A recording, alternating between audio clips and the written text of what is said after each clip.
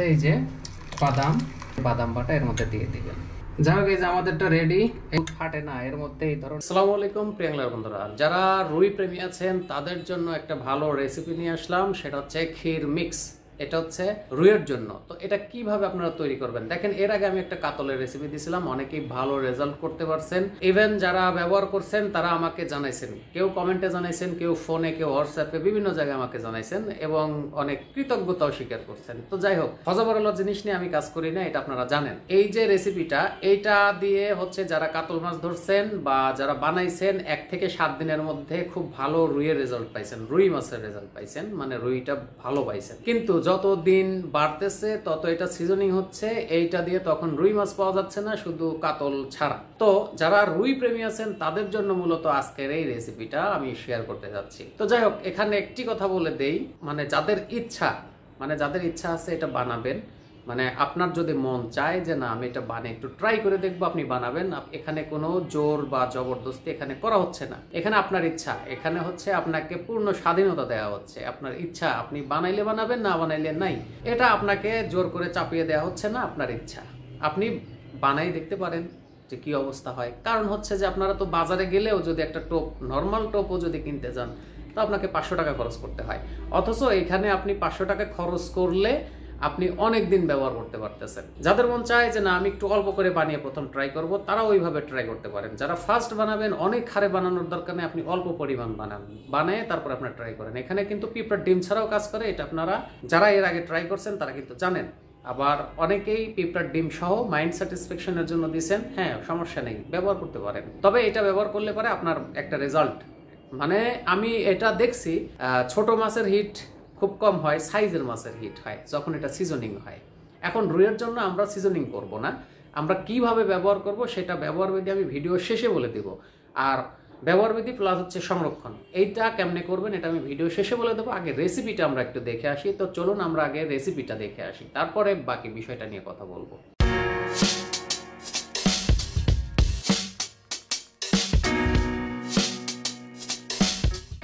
আপনাদের এর আগে একটা কাতলের রেসিপি আমি শেয়ার করছিলাম, ওইটাতে আপনারা ভালো হিট পাইছেন, অনেকেই জানাইছেন, এবং যারা বানানোর সাথে সাথে ব্যবহার করছেন তারা প্রচুর রুই ধরছেন। তো আজকে যে রেসিপিটা শেয়ার করব, যারা শুধু রুই মাছগুলো ধরবেন, রুই মাছ তারপরে হচ্ছে মৃগেল মাছ, এই টাইপের মাছ ধরবেন, এটা আরও এফেক্টিভ হবে। তো এই যে এখানে আপনারা দেখতে পারতেছেন, এখানে আমি 4 লিটার দুধ নিয়ে নিছি, 4 লিটার দুধ নিয়েছি। এটা কিন্তু আমি সিজন করব না, এটা সরাসরি ফ্রিজের নর্মালে ব্যবহার করব, এবং এর সাথে কি কি ব্যবহার করব সেটা কিন্তু আমি একটু দেখিয়ে দিই আপনাদের। প্রথমেই এটা হচ্ছে ক্ষীর মিক্স, এটা হচ্ছে এসিআই এর, অর্থাৎ আজকে চিনি লাগবে না, চিনি এর সাথে মিক্সড করা আছে, এটা হচ্ছে ক্ষীর মিক্স। তারপরে তেজপাতা 4টা, এলাচ আছে 5টা, আর হচ্ছে আছে দারুচিনি আপনারা দেখতে পারতেছেন, আর এই যে বাদাম বাটা, এখানে 2টা বাদামি বাটা আছে, 50 গ্রাম 50 গ্রাম 100 গ্রাম করে বাদাম বাটা আছে। তো এখন এটা কিভাবে বানাবো আপনারা একটু দেখেন।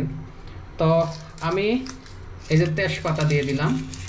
প্রথমে বলে নেই, আমি কিন্তু দুধটা আগে জাল দিয়ে একটু কমাই নিছি, আবার অনেকে ফাটাইতে পারেন না, এই জিনিসটাও আজকে দেখাই দিব ফাটে না কেন। এই যে আমারটাও কিন্তু কম ঘন হয় নাই, তারপরে ক্ষীর মিক্স দিলেও অনেক ঘন হবে। তো যাই হোক, আমরা কিভাবে ফাটাই এটা আমরা অবশ্যই দেখাবো। তো এরপরে আমি এখানে এই এলাচগুলো হালকা করে চাপ দিয়ে ফাটাই দিবেন, এইভাবে হালকা করে একটা চাপ দিয়ে, তাইলে গন্ধটা বের হবে, এটা এফেক্টিভ হবে আরো। এইভাবে দেবেন, বাস আমি 4-5টা দিয়ে দিলাম এলাচ। এরপরে হচ্ছে দারুচিনি, এই যে এই পরিমাণ, এই যে এরকম 3টা দারুচিনি দিয়ে দিলাম। এখন আমি এটা জাল করব, তবে যে এই যে অনেক ঘন হয়েছে, এটা কিন্তু আগেই আমি জাল করে নিয়েছি, এইবার আমি মিক্সড করলাম। বন্ধুরা, আরেকটা কথা বলতে ভুলে গেছি, সেটা হচ্ছে যে যখন আপনারা এই দুধটা জাল করবেন তখন একটু সাবধানতা অবলম্বন করবেন। এই যেভাবে নাড়াচাড়া করবেন, নিচে যেন ধরে না যায়, ধরে বলতে এই নিচে যেন পোড়া না হয় বা পুড়ে ওর সাথে আটকে না যায়, এই জিনিসটা লক্ষ্য করবেন এবং এইভাবে একটু নাড়াচাড়া করবেন। দেখেন, আপনারা 1 কেজি বা হাফ কেজি টোপ কিনে অনেক টাকা ওখানে ইনভেস্ট করেন, কিন্তু এইখানে কিন্তু মাত্র 400 থেকে 500 টাকার মধ্যে যে টোপটা হবে এটা দিয়ে কিন্তু আপনি ওটার চেয়ে ভালো রেজাল্ট পাবেন। তারপরেও যদি আপনাদের মনে হয় যে না এটা তো এরকম ভালো রেজাল্ট হবে না, আপনার যদি মনে হয় যে একটু কম্পেয়ার করা দরকার, তাহলে আপনি ওই টোপ কিনবেন। হ্যাঁ, ওই যে হাজার হাজার টাকা দিয়ে টোপ কিনে ওইটাও ব্যবহার করবেন, এটাও ব্যবহার করবেন, করে এই দুইটার মধ্যে একটু কম্পেয়ার করবেন, করে তারপরে আপনারা চিন্তা করবেন ওইটা কিনবেন না নিজে বানাবেন। এখন আমি যে কাজটা করব দেখেন, আপনারা বাদাম এইভাবে মিক্সড করবেন। এই যে আমি এখানে দুধ নিয়ে নিলাম, এই যে এই বাটিটার মধ্যে অল্প পরিমাণ এইভাবে দুধ নিয়ে নেবেন। নেয়ার পরে আপনারা যে কাজটা করবেন, এই যে বাদাম বাটাটা আছে, এই যে বাদাম বাটা এর মধ্যে দিয়ে দিবেন। প্রথম আমি এই যে চীনা বাদামটা দিলাম, এই যে একদম মিক্সড হয়ে গেছে। এখন আমি এটা ঢেলে দিব, এটার মধ্যে এই যে বাদাম বাটাটা ঢেলে দিলাম, আবার একটু নাড়াচাড়া করে দেই। এই যে দেখেন, এই যে দিয়ে দিলাম এই যে কাজু বাদাম, একদম আঠা আঠা হয়েছে। এখন এটাও আমরা আলাদাভাবে, এই যে অনেকের দুধ ফাটে না, এর মধ্যে এই ধরনের প্রবলেমও হইতে পারে, তো যার কারণে আমি এবার আরেকটু ভালোভাবে ডিটেলস দেখাই দিচ্ছি। তো এটাও এই যে ভালোভাবে আমরা মিক্স করে নিলাম। এই যে আমাদের এটা কাজু বাদাম এটাও আমরা মিক্স করে দিয়ে দিলাম। এবার আমাদের ফাইনাল কাজ, এবার কিন্তু আপনারা একটু মনোযোগ সহকারে দেখবেন। এখানে আমার আছে এবং জাহিদ ভাইয়ের জন্য, দুইজনের আর কি। এই যে ক্ষীর মিক্স এসিআই এর, এখানে 1.5 প্যাকেট আছে, আবার বলে দিলাম এসিআই এর 1.5 প্যাকেট এখানে দেওয়া হয়েছে। আমি কভার সহ দেখাই দিচ্ছি, খাপ সহ দেখাই দিচ্ছি, তাহলে আপনাদের সুবিধা হবে। এই যে ক্ষীর মিক্সটা আমি দিয়ে দিলাম, ক্ষীর মিক্স দিয়ে দিলাম। দেওয়ার পরে দেখেন অনেক ঘন হয়ে আসছে। এবার আমরা, অনেকের আসলে দুধ ফাটাইতে পারেন না, এটার কারণ হচ্ছে যে আপনারা চুলাটা একটু বাড়ায় রাখবেন, রেখে হিটটা একটু বেশি রাখবেন, রাখার পরে এই লেবুটা এইভাবে পুরোটা ছড়াই দিবেন। আপনারা দেখেন এই যে লেবুর রস আমি পুরোটা ছড়াই দিলাম, দিয়ে এখন নাড়াচাড়া করব।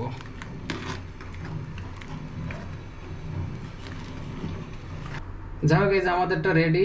এই দেখেন আপনাদের দুধ নাকি ফাটে না, এই দেখেন কি পরিমাণ ফাটছে, একদম পানি আলাদা হয়ে গেছে। এই দেখেন, এই যে আপনাদের পানি দেখাই। আর আপনারা বলেন যে দুধ ফাটে না, ঘন হইলে ঝামেলা হয়, এই যে শুধু পানি। আর এই যে ছানা, দেখেন ছানাটা দেখাই আপনাদের, ছানাটা একটু দেখাই। এই যেটা কি, এই যে ছানা, এটা এখন এখান থেকে পানি একদম বের করে দেব, একদম ফেটে গেছে কিন্তু। এই দেখেন, এই যে আপনাদের এই পানিটা ঝরায় দেখাই। এই দেখেন পানি ঝরতেছে, এই যে আপনারা একটু ভালোভাবে দেখেন, এই যে দেখছেন ফেটে কিন্তু ছানা আলাদা হয়ে গেছে, ওই যে পানি দেখতেছেন আলাদা হয়ে গেছে। তো এইটাই হচ্ছে মূল ব্যাপার। এবার আমাদের জিনিসটা অনেক বেশি হয়েছে, দুইজন নিব, আমরা ভাগ করে নিব। তো যাক, এবার আমরা এটা সেকে নেব। যাই হোক, রেসিপিটা দেখলেন, খুব সহজ একটা রেসিপি। তো এখানে ক্ষীর মিক্সের দাম কিন্তু বেশি না, ক্ষীর মিক্সের দাম মাত্র 50 টাকা প্যাকেট, সেখানে 2 প্যাকেট লাগছে মানে 100 টাকা।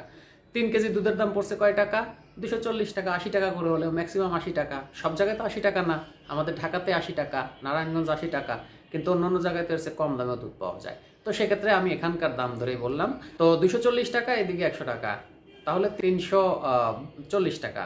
আর এর সাথে আপনার বাদাম ধরেন আরও 80 টাকার বা 60 টাকার বাদাম হলেও হবে। বাকি যে উপাদানগুলো সেগুলো কিন্তু সবার ঘরে ঘরে আছে, অর্থাৎ এখানে আমার বাইরে আর কোনো কিছু লাগতেছে না, একদম সহজ একটা রেসিপি। এখন এটা কেমনে ব্যবহার করবেন, কেমনে এটা বা কিভাবে এটা সংরক্ষণ করবেন, দেখেন এটা সংরক্ষণ করতে হলে আপনাকে ফ্রিজে রাখতে হবে। এখন যে শীত, এখন ফ্রিজে নাও রাখতে পারেন, কোনো সমস্যা নেই। আপনি ফাটানোর পরে পানিটা একদম ভালোভাবে ঝরানোর পরে সরাসরি আপনি কাছের একটা জারে রেখে সরাসরি আপনি ফ্রিজের নরমালে রেখে দিতে পারেন, অথবা বাইরেও রাখতে পারেন। এখন রৌদ্র না দিলেও চলবে, আপনারা কেউ যদি চান যে আমি একটু রৌদ্র দেবো, দিতে পারেন, 2-1 দিন রৌদ্র দিয়ে একদম তারপর আপনি ফ্রিজিংটা করতে পারেন। ফ্রিজিং করেন আর বাইরে রাখেন, যেখানেই রাখেন রেখে আপনি ব্যবহার করতে পারেন, বিন্দু পরিমাণ ফাঙ্গাসও আসবে না। দেখেন আমি কিন্তু অনেকদিন ধরে বানাই রাখছি, এখনো ফাঙ্গাস আসে নাই। এই ফাঙ্গাসটা আসার কারণ হচ্ছে যে এটাতে পানি থাকে, যে কোনোভাবে হোক পানির পরিমাণটা থাকে, যার কারণে এই ফাঙ্গাসটা আসে। দুধ ফাটানো নিয়ে অনেকের প্রবলেম আছে, অনেকেই পারেন না। তো এখানে আমি আপনাকে সহজ একটা পরামর্শ দিতে পারি, সেটা হচ্ছে যে মিষ্টির দোকানে যাবেন, গিয়ে তাদের কাছে বলবেন যে আপনারা কি দিয়ে দুধ ফাটান ভাই, আমাকে একটু দেন। ওনারা এমনিই দিয়ে দিবে আপনাকে, আপনি ওইটা দিয়ে দুধ ফাটাবেন। যারা লেবু দিয়ে পারবেন না, ভিনেগার দিয়ে পারবেন না, বা এগুলো দিলে টক হয়, অনেকেই বলেন, আমার কাছে যদিও টক হয় না কিন্তু আপনাদের কাছে টক হয়, তাহলে দরকার নেই। আপনি সরাসরি মিষ্টির দোকানে যাবেন, ওনাদের বলবেন, অবশ্যই তারা দেবে, ওইটা দিয়ে আপনি ফাটাই নেবেন, কোনো সমস্যা নেই। আবার আমি বলতেছি যে দেখেন, এটা কিন্তু আমি জাস্ট শেয়ার করতেছি যারা রুই প্রেমী আছেন তাদের জন্য, এবং যারা ইচ্ছা করবেন, যাদের মন চাবে যে হ্যাঁ আমি একটু বানাবো, বানিয়ে ট্রাই করব, তারা করবেন। আদারওয়াইজ দরকার নেই, কাউকে জোর করা হচ্ছে না, কারণ এখানে আমার কোনো বেনিফিট নাই যে এখান থেকে আপনি বানাইলে আমার এখান থেকে একটা প্রফিট আসবে, এরকম কিন্তু না। অর্থাৎ এখানে কোনো চাপ নাই, আপনি বানাইলে বানাইতে পারেন, না বানাইলে নাই, কোনো প্রবলেম নাই। তো যাই হোক, ভিডিওটি কেমন লাগলো অবশ্যই জানাবেন, আর ভিডিওটি ভালো লাগলে অবশ্যই লাইক দিবেন। তো দেখা হচ্ছে নেক্সট কোনো ভিডিওতে, সে পর্যন্ত সবাই ভালো থাকবেন, আল্লাহ হাফেজ।